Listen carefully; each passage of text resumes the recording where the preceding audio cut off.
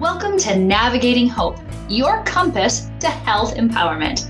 I'm Dr. Jaime Hope, steering you through healthcare, overcoming overwhelm, personal goals, and emergencies. We'll navigate the healthcare maze with actionable insights and real-world advice, unlocking the secrets to a healthier, more vibrant life. Join us to take control of your well-being and make informed decisions for your health and your future. Stay with us as we unravel the mysteries of medicine, wellness, and life's unforeseen challenges, helping you bypass the ER with a dose of knowledge. Stay tuned till the end of the episode with a recap of your actionable insights and a free gift. Let's chart a course to your well-being together. All right, everybody, welcome back to another episode of Navigating Hope. I am so excited to be joined today by Rachel Goldberg. So her list of credentials are quite long, so we're going to hit some of the highlights here.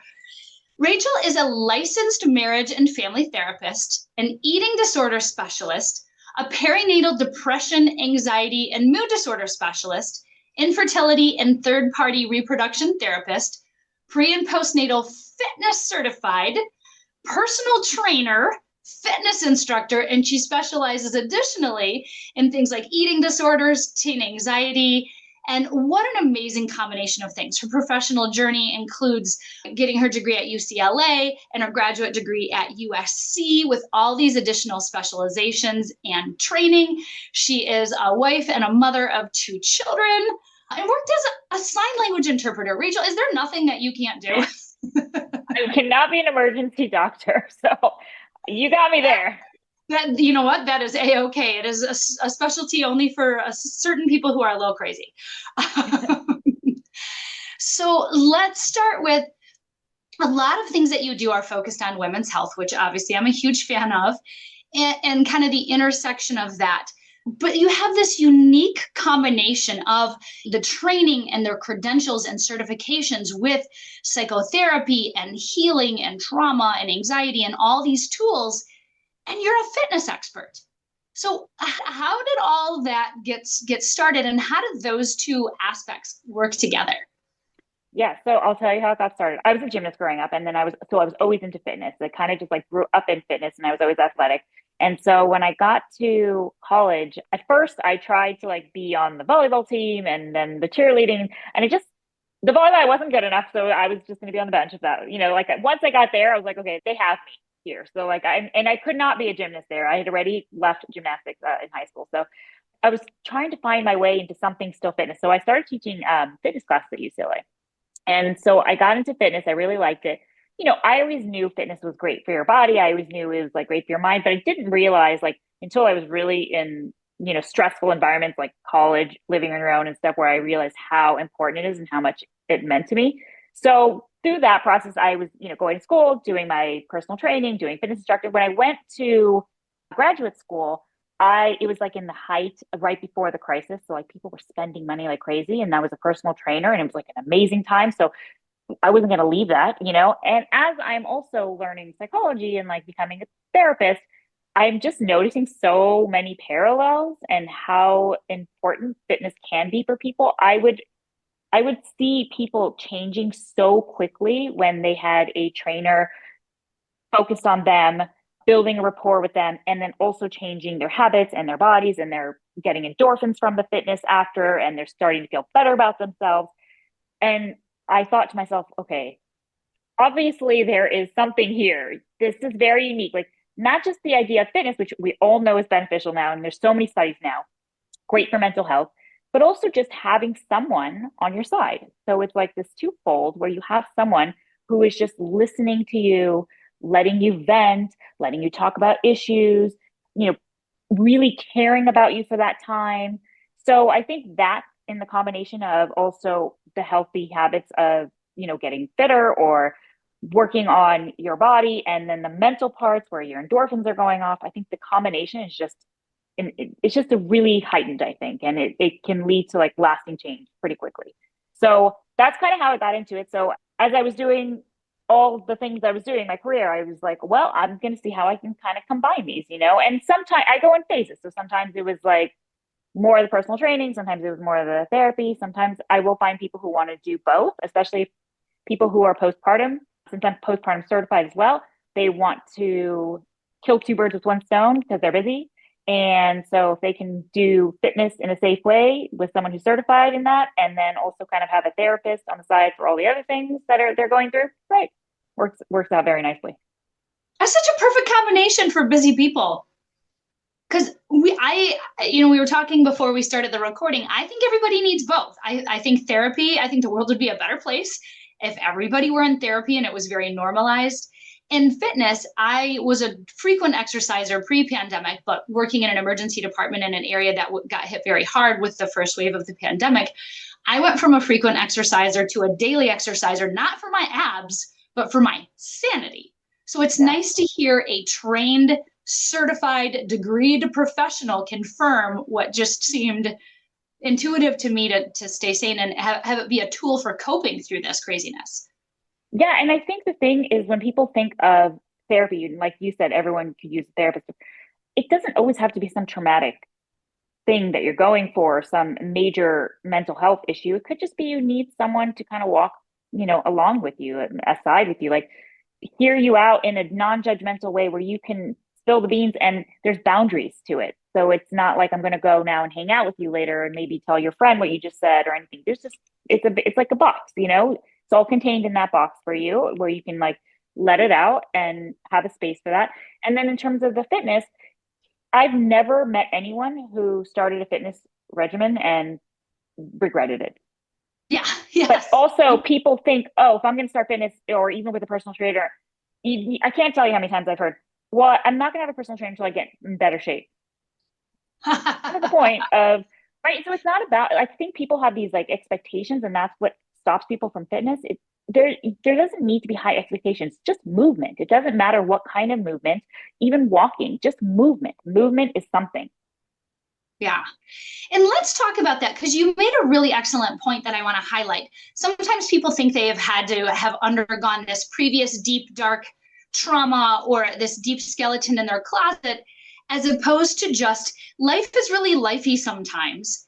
And so whether you've had stuff in your past that are, you have a full-blown eating disorder, you've had some trauma, or you just want coping skills and want to be able to talk stuff out with someone you trust, like you said, that's not going to go tell all your friends share about that, because I think there's some misconceptions about who should go to therapy and who shouldn't.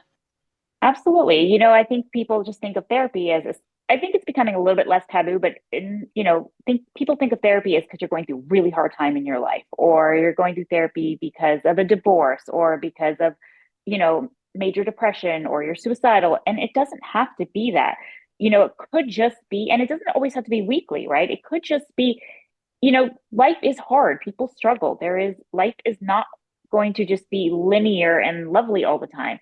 And having someone just be there and help you work through some of the things that might be happening on a daily basis. It doesn't have to, again, be something that happened when you were a child, is just helpful in terms of contentment in life.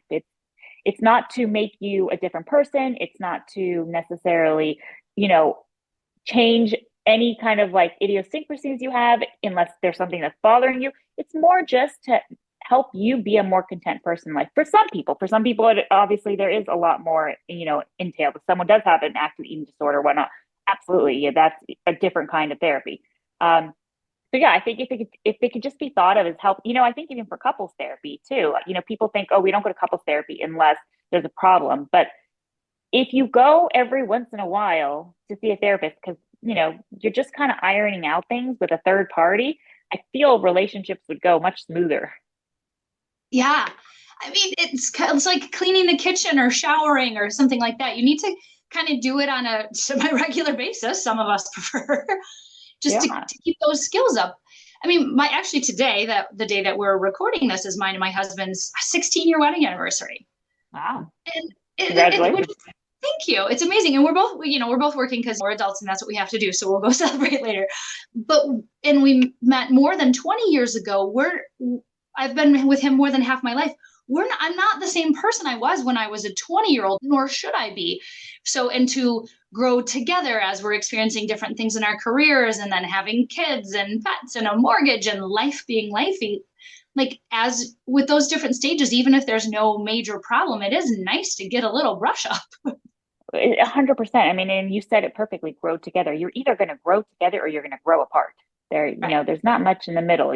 And growing apart could look, it doesn't have to be bad. It could not, doesn't have to be conflict, but it could be roommates. And it goes in phases.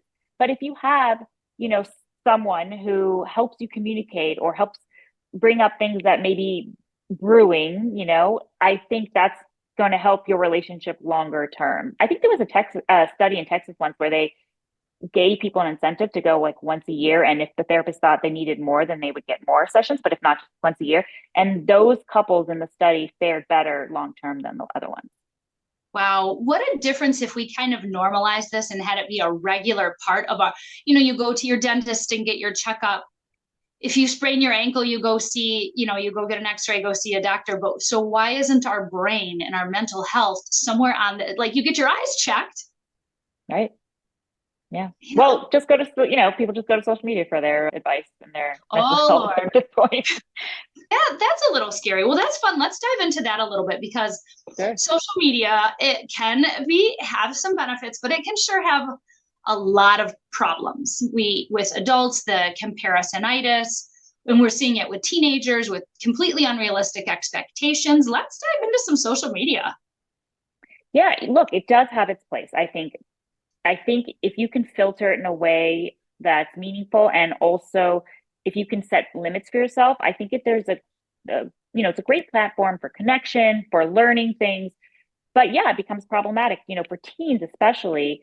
There's just, you're in a mindset of comparison, right? You're trying to find your identity. And during that time, now you're seeing everyone else's identity that looks better than yours, or something's better than yours, right? And we're just seeing a glimpse of someone's life and now saying, oh, theirs is so much better than mine. And how can I get there? Or feeling bad. Even Facebook themselves, when they did their own internal study, it accidentally got leaked. And they found that women or girls, teen girls, were actually faring off worse in terms of disordered eating and body image when they were on it more. And so I think that's one of the biggest, and being in the eating disorder field, thing I see about social media that's really affecting is body image and eating. And even with all this health at every size, it's still really affecting people, because all we're doing now is still even concentrating on weight and body all day long, whether it's about health at every size or being skinny or whatever it is. It's still always concentrating on eating and food and your body. And I think that's one, for me in my field, the biggest gripes I have with social media. And then even for like moms too, since I do with postpartum, who is momming better? Someone is always momming better than you. Oh, Lord, yes. Even the fun ones that, like that you get to see where they're making fun of things, then you start to read the comments and they're getting attacked or whatnot. So you just can't win is the problem. Yeah, I mean, I see a lot of that. And there's this focus on appearance and that your value is in that. So you're comparing your real self in the mirror, first thing in the morning, messy hair, real skin, no filter, to a very carefully filtered online highlights reel of somebody else's life. Nobody can compare to that. 100%. And anytime I can get someone to lessen or take breaks from social media, they always report back that they felt better. And then they go back anyway because it's addicting. Oh, well, it's very well designed to be quite addicting, actually. Right. Exactly. Those Silicon Valley guys, they know what they're doing. Oh, absolutely. So for those of us who are parenting younger kids and teens, I'd love to say just put them in a bubble. Protect them from human trafficking, protect them from being shot at school, protect them from having a bad self-image because of this comparison. But that's not realistic. They're growing up in this world. So how can we arm them with the tools to interact with this, and what kind of boundaries should we have? So I think first, if delay as long as you can, and try to even get their friends' parents on board, early, not after they get the phones, right? Because if you can get them on board early, then your child's not missing out. That's part of the problem. You may want to delay as much as you can, but then how fair is that to your child who now all their friends are on social media and you're not? So if you can first delay and figure out a way to do that's your best approach, one. Then when you start to introduce it, don't be afraid to set limits, right? Set limits on how long they're allowed to use it. Go through their phone and see who they're following. You're the parent. I understand that it's scary to have a teen who's like not happy with you and you just want to make that go away. But at the same time, you have to be the protector. So whether they're mad at you or not, set the limits, filter with them, see what they're writing, talk about it with them often. If you have a good relationship with your teen, then you can be open with them and say, what's it like being on social media today? Who are the people you follow? When you follow this person, is it helpful to you or do you feel bad? Oh, I noticed you came out of your room today, a little bit more down. Did you see something on social media? And if you have a good rapport, they're going to be open about it. The problem comes in is, well, you shouldn't be on it.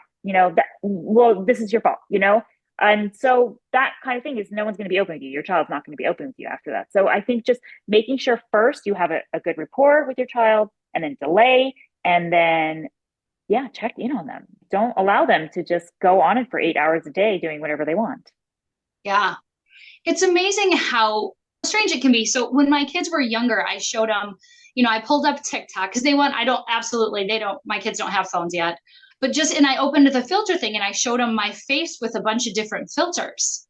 Like, this is not what I really like. You're looking at me. This is what I actually look like. And then this is what people are portraying on social media. It's, the beauty du jour, the huge eyes, huge lips, no nose, just very non-realistic, kind of ethnocentric like view of what they should look like. And they don't, and I don't, and no normal human beings don't look like that.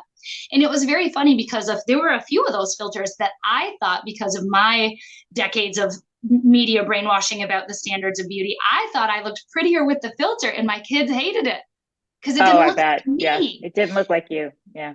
And they're not yet in that brain yes. set, it sounds like, of what beauty is supposed to look like. Yes, but it's coming because, in the middle school phase now. And so I try and teach them with ads in particular, what is the actual message they're trying to do here? They're showing an Oreo, but they're showing people on these athletic, hiking and stuff like that. Is Oreo a health, to help them see through it. But even when they're playing a game, like where they have to, this dress to impress game, which is really popular, where you put on an outfit and people vote on you. How can we show them what is the secret message behind it so they can be more savvy? I mean, I love that you do that with the filters and stuff. And I think that's a good idea. One thing that parents came to me when that cheerleading Dallas Cowboys show came out and, their teens wanted to watch it. And it's like, should we let them watch it? My advice was yes, with them, and then be curious. Right. And so the same thing I would say with the social media. So when you start them with social media, go with them on it, and see what they're watching. And then after a video, ask, oh, did you like that? What did you like about it? Did you not like that? What message did you get from that? Just be curious. I think the most important is first, be curious. Let them come up with their own conclusions instead of trying to teach the lesson. Let them come up with it first, and then you can kind of put in your input. So, if someone finds something funny, oh, what was funny about that? I saw you laughed at that, or if they say, oh, I want that outfit. Oh, why do you want that outfit? What about that outfit do you like? So just curiosity will give you a lot of information. So instead of, you wouldn't want that outfit or that outfit is inappropriate, be curious first. I think that's an important reminder because I first want to protect, and kind of my instinct is to not want them to be exposed to those things. Mm-hmm. And then immediately, as soon as we see it, like, oh, that's not real, or oh, don't feel like that, or oh, you're beautiful how you are. And I like this purposeful pause that you're giving me and other people as parents to see their reaction, because she might have come to that conclusion by herself. And but if I'm giving it to her at that age, she's kind of like, yeah, I don't want it. But right. So I think, that, I mean, it is hard. I get it. I have kids too. It's hard. You want the best for them always. And so if you see a red flag or something that is a warning sign, you just want to insert right away and point them in the right direction. Yes. So, and I mean, I think that protective parenting instinct. But so same thing, if they are starting to see body conscious messages, because you're absolutely right. Even if we're trying to say all bodies are beautiful, the focus is still that your body is what your value is. Mm-hmm. How do we recognize early signs of, the disordered eating or the body image issues before eating disorder level? Yeah, so I think signs to look for it's very hard with eating disorders and disordered eating, but things you want to look for is if they're suddenly dressing differently. So maybe they're wearing baggy clothes or more skimpy clothes. What is that about? Seeing maybe even what their friends are doing. Definitely noticing eating patterns. So as a doctor, right, they're when they're in their teens, they should always be gaining weight and growing. So it's not right always. So it might, and it's not linear again. So they might fall off their growth curve that they've been on for years during those teen years. And that's okay. As just back off for a little and see what happens, especially if they're going to the higher end. People freak out, oh my gosh, they're eating too much, but it might even out. So, pause. Now, if they're starting to fall off in the other direction, do you notice they're limiting foods? Are they saying their stomach hurts more? Are they spending more time in their room? What are they doing in between meals? Start paying attention. And if you're noticing something, again, be curious. And you will, if you're curious enough, you will find answers, even if they don't straight out say it to you. You will, oh, well, I'm not eating that because I don't like that food anymore. You've always liked that food. And then you hear another food that they suddenly don't like. Okay, you're getting warning signs here. Or if they're just kind of picking at their food at the dinner table, or if now they have a lot of rule restrictions around it, I think one thing that parents get caught up in, and it makes total sense if you're not aware of what's happening, is if their child suddenly is interested in cooking and nutrition, it's like, oh my gosh, lovely. My child is like going to be healthy and you can even going to teach us, right? But that could be a warning sign that actually what they're starting to do is being too conscious and too obsessed with food because maybe they're restricting or they're trying to control it. And so thinking that all of a sudden now they're counting macros and going raw or whatever the new trend is, pay attention. Is this a trend that they're going to stop in 2 days, or is this leading to something else? Yeah, and it's a difficult place to be in for parents, because there are parents who their child is struggling with being a little bit on the overweight side and they want to guide them toward healthier eating but not push them off the cliff in the other Right. direction. Like, had those How do you conversations. navigate it? I Yeah. think when you start seeing them gaining, well, first of all, make sure they're not secretly eating. If they're secretly eating, there's definitely a problem already. But if they're not and they're just kind of gaining, you first have a conversation with the pediatrician. What do you see? To ask the pediatrician, what do you see, in terms of regular growth and where they're at?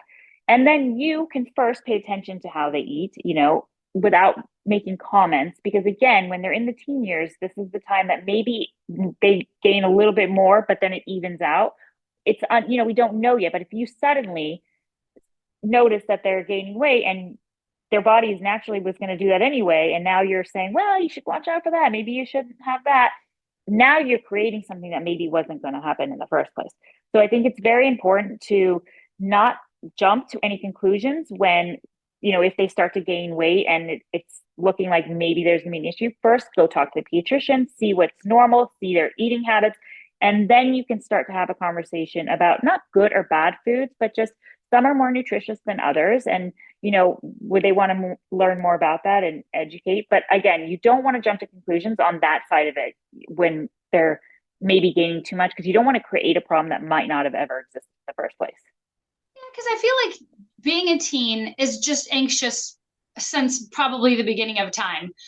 What the anxiety they have is different. I was fortunate to grow up in a world before the internet and social media, so all Mm-hmm. the dumb stuff I did, there is no record of it whatsoever.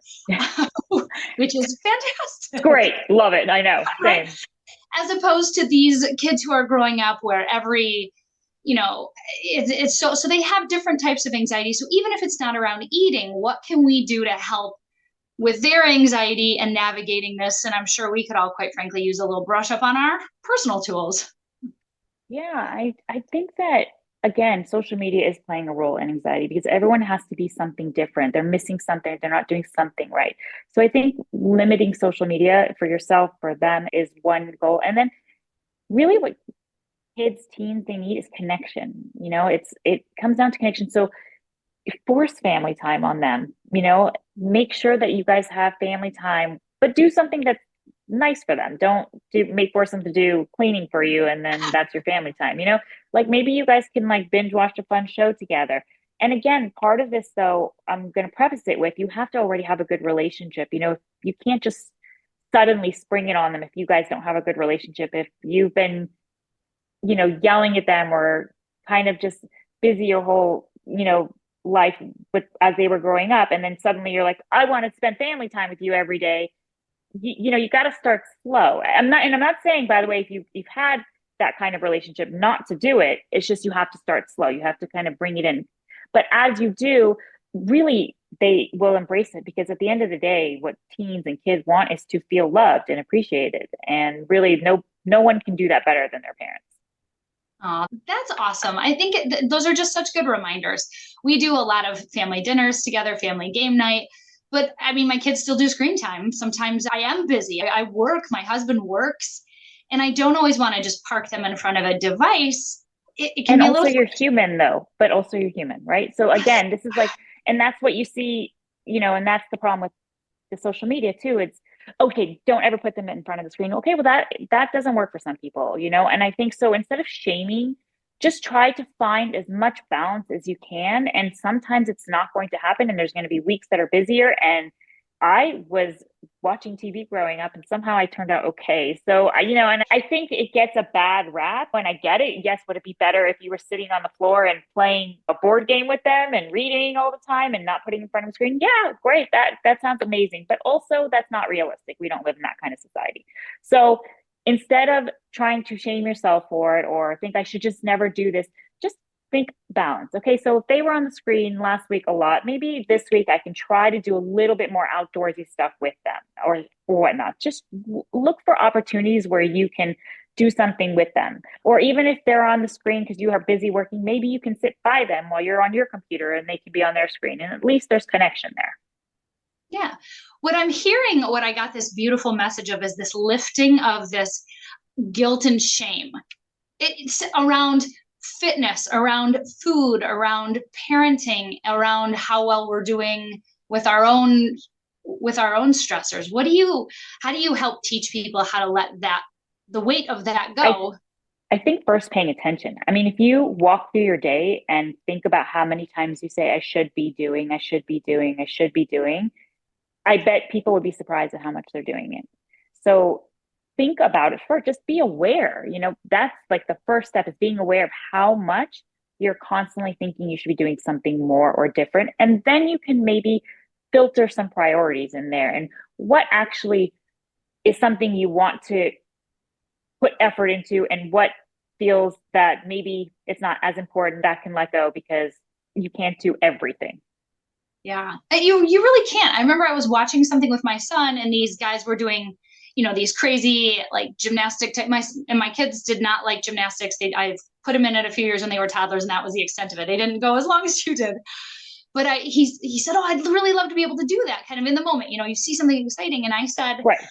"Absolutely, bud. I will help support you. You would need some training, and you need this. But if you want to be able to do that, this is the process to get there. Do you still want to do it?" And he was actually very thoughtful about it, considering he was, I don't know, 5 or 6 at the time. He thought about it and he's like, no, I actually don't want to spend that time. I don't want that result badly enough that I don't want to do that. And I was like, wow, I just got some mega wisdom download from my my little guy. Right.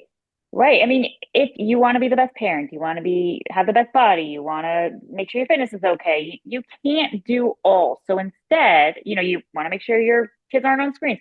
Instead, what do you feel like you actually want that's the most important? And then work on that. So instead of trying to, get down on yourself for every single thing you're not doing, how about lift yourself up for the things you are doing and then pick 1 or 2 things that maybe you could do better that you feel you want to put some effort into. That's lovely, because there are so many messages. It's always do more, achieve, goal. People post, I did this, I got this award, I finished this, and nobody ever posts, I stopped doing this because it wasn't serving me. Yeah, right, right. Yeah, how many people say was in grad school and I dropped it because I realized it's not really what I want to go into, and I'd rather move in a different direction now. People don't say that. It's instead, I graduated. Yeah, it seems like we're a very achievement focused society, which isn't a bad thing. It's just It's strange. not. You can't just throw that out and have everyone be listless and goalless. But yeah, there are other goals. I heard somebody once say to me to lower the bar. And of course, I was immediately offended because I'm not, a high achieving person. But what they were saying isn't don't lower the bar necessarily on what you're doing, but lower the bar on what you're willing to celebrate. Like Mm. some days, if you're super sick, like I said, I've been working out every day since the start of the pandemic. But Mm-hmm. what that workout has looked like has changed. The day I had hand surgery for a fracture was different than the day that I have, tons of energy and free time, and accepting that this is a workout and so is this. It was Right, very, very 100%. liberating. Yeah, I think that's very valid. I think the thing is, look, there's always going to be people that do more and better than you, and there's always going to be the opposite as well. And if we're just comparing constantly, well, but they got this far, so that I can't celebrate my win, then that's going to be a very sad life for you, because there's always going to be someone who's doing it better or more or whatnot. Instead, are you doing something that you feel proud of because you put in effort? Great, then celebrate it. I think that comparisonitis is a big problem. So we get it with our achievements, we do it with our appearance, and we also do it for our trauma. Mm-hmm. But definitely experience that with people. They'll say, "Oh, what happened to you wasn't that bad. Look at what happened to this person." And so then we're shamed that our trauma wasn't worse, or that I really can't stand when people are like, "Oh, first world problems." Well, I live in the first world. Right, that's what I know. This is where I live, so I don't have third world problems because I don't live in that situation, and it's very invalidating. Does that mean I'm just never allowed to experience any frustration, annoyance, or problem? Right, and I think right, I completely understand what you're saying. I think where people have good intentions in that is thinking, well, it could have been worse, and I yes, yes, it could have been, and that's nice too, right? It's nice that it wasn't worse, right? And also, I'm still in pain, right? So if you're the kind of person who wants to help someone come out of the pain, the first step is to just be where they are in it. Everyone's pain is different. We don't know people's past. That you don't have to win a prize to who had the more suffering. And also, you cannot compare your suffering to someone else, because someone else is different. Maybe for them, that is more suffering than it would be for you, but maybe something for you would feel more traumatizing than for them, right? So we all have a lifetime where things are going to be up and down. And just because maybe for the last 2 years you've been up doesn't mean it's not going to come down later. So the same thing in the opposite way. So there's just no need to compare who had it worse. If Yes. you are feeling bad or suffering, that's valid. Yeah. And I mean, there's that little bit of benefit. Like when I broke my hand, I used to, people asked how it happened, and I had this completely ridiculous story about how I was protecting some puppies and some babies from a bear. And Oh my somebody said, God, you're "Really?" amazing. They're like, "Really Wow. did that happen?" I'm like, no, what situation would it occur? There's like a pile of Right. puppies and babies, whatever. But what I actually did was I was in my mind playing Olympic level volleyball, but with high school level skills. And so I went down for a dive, and I came up, and my finger was pointing in the opposite direction, right? And so it hurt really quite badly, as a matter of fact. And I had to get surgery, which was also painful. And so having some perspective, it healed fine. I can continue to practice as a doctor. I have perfect function of my hand. Thank you, Dr. Rhodes. You're amazing. But so yes, my hand didn't get cut off. I still have limbs and stuff. So keeping it in that perspective, but not so far that doesn't say then I don't get to just feel upset because this really hurts. Right. And that's the thing. It can be both, right? Yeah. I feel pain, whether it's physical or mental or emotional, whatever. I feel pain right now. This does not feel good. And I'm also glad that it's not way worse. You can have both. It doesn't have to be one or the other. Yes. Hallelujah. I think that's a message that we need to normalize a lot more than, go out and get giant lips and you'll get more likes.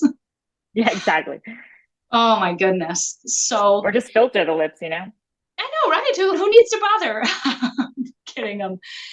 So some of our listeners, a lot of our listeners are parents. A lot of us are in the sandwich generation. So we have kids still, and we're also taking care of or helping on at some capacity with parents. So that dynamic is changing where certainly they're not raising us anymore because we're adults allegedly, but now we are stepping up into that caregiver role.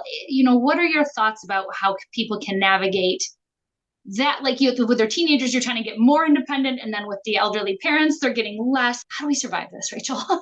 I think it's okay to ask for help, right? So if you are the only caretaker for your parents, then maybe you do hire someone if you have the means. I think everyone, that's the thing, is in this sandwich generation, we want to do it all. And again, we cannot do it all.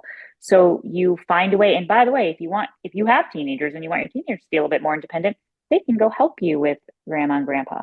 So trying to figure out ways to do both that is not so overwhelming. And when it is overwhelming, you just have to say something has to give, and it should not be necessarily something from your own personal life. Okay, so something has to give. Maybe the screen is going to happen today while I go take care of grandma.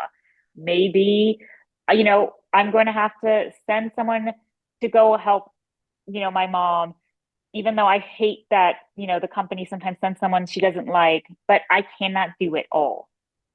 So again, it's just understanding you have limitations. And I know that's very stressful, especially someone who is a go-getter. It's really hard to sit back and have someone else take care of it. But for your own sanity, you have to. It is so very important. And I love what you said, and people need to hear this more.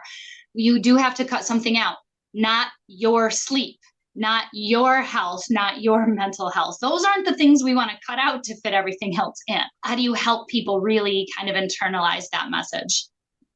I think they have to practice it. So I think seeing that it will be okay if they weren't able to pick up, or take their child to the baseball game and they had a friend do it for them. I think there is that first step to making the sacrifice of, oh, but I'm always at their game. That's very hard. But if you can do it and see that you survive and see that your child survived, now you can maybe take more risks in that direction. So I think it's really exposure at the end of the day. It's not something you can just tell yourself, it's something you have to experience. It really does. And so on a previous episode, we had Anna Lee, and she teaches people how to outsource. There are certain things that they may need to be done, but do they need to be done by you? And, we had Jennifer Cainberg-Moza, who created Viva Valet, who helps outsource tasks for specifically their trusted, vetted people. So if you have a parent who needs help, you can send somebody there, because she lives in a different country than her father and still, wants to be involved and safe, but to continue to normalize. And I feel like for myself, and maybe some other people can relate, I almost feel like I need permission. 100%. And that, by the way, is where therapists too can come in, which is it's okay. It's okay to do this. It doesn't mean you're a bad person, a bad mom, a bad daughter. It's okay. Just someone there to validate and say, this is normal. It is normal to feel that. And by the way, I am a very controlling, I have to do it all myself kind of person. I don't like delegating at all. It's very hard for me. But so I have to tell myself the same thing all the time. I have to remind myself I cannot do it all. I notice when I try to do everything on my own, because I do it better. Okay. I notice that I show up less well for my children. And do I prefer to show up better for them? And maybe there's a little bit more mess over there, or I didn't finish that email. Yeah, I guess I do. Because at the end of the day, that is more important. So in the moment, it doesn't feel like it. In the moment, I'm like, no, I have to clean this up and I have to finish that email. That's what it feels like in the moment. But if I take one step back for a second and think, when I go to bed tonight, if I had, much lovelier time with my children, won't that be more important than that mess in the corner or the email I was going to write for work? Why am I putting work in front of my kids anyway? Yeah. Yeah, with abilities to work from home and all the other options, it used to be, you go to the work, you do the work, you go home, and the boundaries have leaked over. This is an unpopular opinion, but I think email is one of the worst things ever, but that's just because I hate answering. I mean, I sometimes I have anxiety because if I open it and there's too many, I'm like, oh my God, here we go. Yeah, I have absolutely experienced email anxiety. Just and then the people who respond immediately. So I'm finally getting through the list, and then the first, I'm at the top Right? one, And and it the first comes one respond. back. I'm like, no, no, no, I wasn't ready. That was going to be Totally. tomorrow's problem. And And I then, have to admit, I'm guilty. I probably do that sometimes to people. are you an email inbox zero person? Yes. See, I can't. I have given up on that because I have a Gmail and I have just thousands and thousands. It's funny because my husband does too, and I'm always just like I look over and it's so fitting of the personality he is though. And I look over and he's like a million emails. Like he doesn't care that junk's coming all the time and stuff. I'm like, oh my gosh, if I see like a junk, I'm like unsubscribe right away. I'll figure this out. Like I don't want it. So yeah. I mean, I think that we both are on opposite extremes that probably should find a better balance. But again, even as a therapist who knows all this stuff, it doesn't mean I'm going to do it perfectly. And so I think that's also the message that we've been trying to send, which is you're just not going to do what you should do. Should I allow emails to pile up? Yeah, probably would probably be better for me. Do I? Not always. Well, some of mine are guilt emails that I'm going to read this when I have free time, and that just never seems to happen. So, I mean, they're not ones that I actually need to respond to Yeah, professionally, yeah, I know. speaking Right. engagements, work stuff, that kind of thing. But I'm like, that looks like a great article. I'm going to read that. So I have my pile of shame. Yes. And so maybe I would do better to be more zeroing, and maybe you just accumulate one or two, and we'll see how we do. Yeah, baby. Let's try it. I know, I'm right? game. That'll be kind of fun. But I think like looking at any of the things, the parents who don't know how to limit screen time, try limiting it a little bit. And the parents who feel guilty if their kid gets 10 minutes of screen time, maybe we can all just find a little space. One thing that I feel I learn and I keep learning it over and over again with children is everything's a phase. When you're in it though, it feels like, oh my gosh, if I don't intervene now, this is going to be very, very bad, and then somehow it just kind of passes and on to the next phase that's very, very bad. So I think if when you're in it and something seems very, hard for you to deal with or stressful, it's a phase. Very likely, if it's with children, it will pass. Yes. And that's funny because I like that you just gave me that perspective. I needed to hear that in the universe. I remember when my kids were potty training and I'm like, oh, if you have to do it this way or whatever. And someone's like, it's not like they're going to be wearing diapers in college. Calm down. They'll potty train when they potty train, right?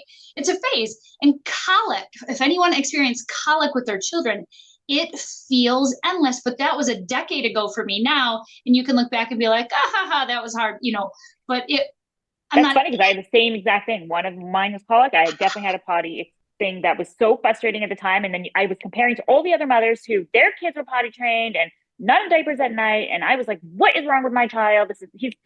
And then like, right, exactly. He's not going to college in his diaper. So it's just, again, like relax, take a chill pill for a minute. Like if your pediatrician is worried, fine, then we're going to intervene. But if they're like, just give it some time, then just give it some time. Yeah, that purposeful pause. And a lot of things in life are a phase. I remember, I was in a phase where I was caregiving for my mother-in-law full time while working full time and taking care of kids. And she had stage 4 pancreatic cancer. It was beautiful. It brought me a sense of purpose and joy, but it had brought very realistic time constraints and frustrations trying to help her navigate the medical system. That's why I became such a passionate advocate for caregivers of ill and elderly loved ones, and even created this connection platform for them. It was a phase. So there was a time where she got better, so then she was able to live independently again and needed me less.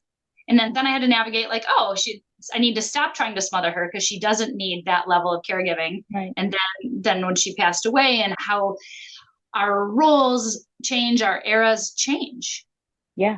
It's a good question to ask yourself is what I'm experiencing now or what my child is experiencing now, is this something that 1000% needs intervention? So again, going back to eating disorder, since that's where I'm at, if your child is not thriving, is not gaining weight, is restricting food, yes, intervention. Okay. But if your child is just maybe growing at a different pace than you thought and you're not noticing any other flags, just play it out for a little bit. So I think it's just important to remind yourself things are facing. If you think about it, breakups, right? Like you think in after a breakup, you think that's it, life's over. Like, how are you ever going to recover from this? Ever, And then you do, right? So again, when you're in that insane pain or in that stressful time, if you can take one step back and say, I know this is not a permanent feeling, I think that at least relieves some of the stress. Yes. Oh, I love that. So a lot of, I mean, gosh, this is just chock full of so many amazing pearls, so many action items, that purposeful pause, that reminder to like connect and stay curious, particularly before we correct. And that applies to our children, our parents. I'm sure my partner would also appreciate that, my husband. So those kind of things. What other, as we're kind of wrapping up here, what other kind of wisdom, what can we do practically in our lives as we survive how lifey life can get sometimes? Okay, well, if you're going to ask me, then I'm going to say if you have not incorporated some type of movement, doesn't have to even be called fitness, okay? If you have not incorporated some type of movement, whether it's stretching, yoga, going for walks, or fitness in the terms of, a cycling class or running or whatever it is, do that. Awesome. So if you're missing that part of your life, do that first. That's I think that's the biggest mental health benefit you could possibly have. Oh my gosh, movement is medicine. I absolutely love that. That was what kind of saved me through my most stressful eras. That's what I turned to, because there are certainly a lot of less healthy choices we could turn to. And I just didn't want to go down any of those roads. So, and that's amazing. Yeah. And thank you for helping normalize whether you've had, big trauma, or you just want a guide to walk through things with you, to talk about stuff, to help you get your thoughts in order, sometimes to give permission for self-care. Talking to a trained professional makes such a huge difference. I appreciate you saying that. And I'm just going to say yes. Yes.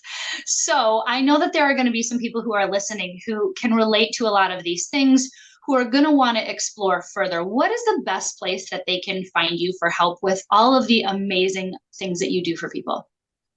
You can find me on my website, which is rachelgoldbergtherapy.com. I have some blogs. I contribute a lot to the media, so you'll see a lot of quotes that I put. So that's one place. And then you can also contact me through there. And then I do have an Instagram, but I warn that is new and I'm not super active on it. So, but if you want to contact me through there or see some of the things I've done, that's cool. You can definitely follow. And that's just Rachel Goldberg Therapy as well. And by the way, follow me because, I could use more followers. But again, it's a very underdeveloped Instagram. So it's not something I love sharing because I always feel like, oh yeah, I'm the person who doesn't really have a big, I know, but we compare. Going. Even when you know better, we compare. We're like, exactly. See, I do the same thing. I feel I should do more, but I'm just but again, I also recognize where my limitations are. That to me is not a huge priority. And I have chosen to make that not a huge priority in my life because I could easily find my way in there and make videos and all that stuff. And I choose not to. Yeah, same. It's not something I've put a ton of time on. But then you do compare because, I'm putting out, here's what to do in an emergency, and 12 people watch it, and then somebody's lighting farts on fire, and 20 million people watch it. Totally. And then they're on the Today Show, and you're like, yeah. You're like, what? So certainly number of followers does not necessarily always indicate quality, which is something I remind myself to. Oh my just reminding yourself of these things. It's so, and that's even like a therapy, right? We're just back and forth saying, yeah, see, that's okay. It's normal. We're cool with that. Yes. Well, it's lovely. Well, Rachel, thank you so much for being here today. It's been amazing having you. We're going to put links to your Instagram, to your website, and everything in the show notes. Thank you again for being with us today. Thank you so much for having me. Thank you for tuning in to today's episode of the Navigating Hope podcast. Our guest today was Rachel Goldberg, a licensed marriage and family therapist with expertise in eating disorders, perinatal mental health, and fitness. Rachel shared profound insights on mental health, the pressures of social media, and the importance of balance in life. Let's dive into your 5 key takeaways from our conversation. Number 1, the intersection of fitness and mental health. Rachel emphasized how fitness is not just beneficial for physical well-being, but also plays a crucial role in mental health. Incorporating regular movement into your routine, whether it's walking or a structured fitness regimen, can boost endorphins, reduce anxiety, and promote emotional well-being. Number 2, balancing expectations with reality. In both fitness and mental health, Rachel stressed the importance of managing expectations. People often feel pressure to achieve an ideal body or overcome mental health challenges quickly. Instead, Rachel advises on focusing on small, attainable steps rather than perfection. Number 3, the power of social media, for better or for worse. Social media can exacerbate comparison-itis, especially when it comes to body image and parenting. Rachel recommends filtering social media use and setting limits for both adults and teens. She encourages parents to have open conversations with their children about the unrealistic portrayals they see online. Number 4, navigating the sandwich generation. Rachel spoke about the unique challenges faced by those in the sandwich generation, balancing the care of both children and aging parents. Her advice: don't be afraid to ask for help. Set boundaries and remember, it's okay not to do everything for yourself. We have a caregiver course and community as a side note, and we'll put links into the show notes. So the key is, don't be afraid to ask for help, set boundaries. You do not have to do everything yourself. And number 5, releasing guilt and shame. A major theme in the episode was letting go of guilt and shame, particularly around fitness, parenting, and self-care. Rachel encourages listeners to celebrate the small wins and stop comparing themselves to others. Life is a series of phases, and what may seem overwhelming now will eventually pass. To help you evaluate your healthcare providers, whether you're seeing a marriage therapist like Rachel or any other practitioner, you want to make sure you're getting the best care possible. So our free gift to you is our red flags, green flags checklist. It's a tool for finding and evaluating your healthcare providers. Click on the link in the show notes to download this free essential guide today. Remember, whether you're navigating fitness, mental health, or balancing life's many demands, progress is about showing up and doing the best you can do each day.